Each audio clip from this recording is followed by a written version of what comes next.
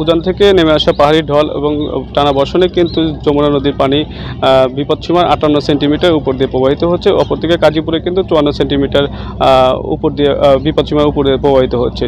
এই যমুনা নদী পানি বাড়ার সাথে সাথে কিন্তু বিভিন্ন অঞ্চলের সিরাজগঞ্জ সহ সিরাজগঞ্জের ৩৪টি ইউনিয়নে কিন্তু পানিবন্দী হয়েছে।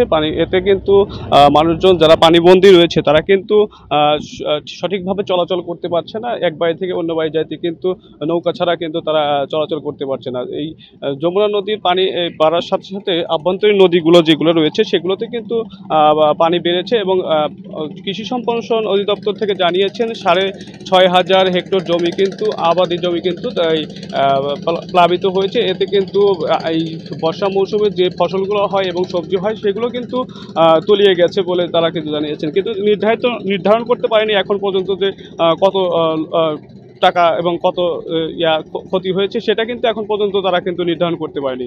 পানি উন্নয়ন বোর্ডের কর্মকর্তারা জানিয়েছেন আগামী ৭২ ঘন্টার মধ্যে কিন্তু ধীর গতিতে পানি কমে কিন্তু উন্নতির দিকে আসতে পারে বলে তারা কিন্তু জানিয়েছেন।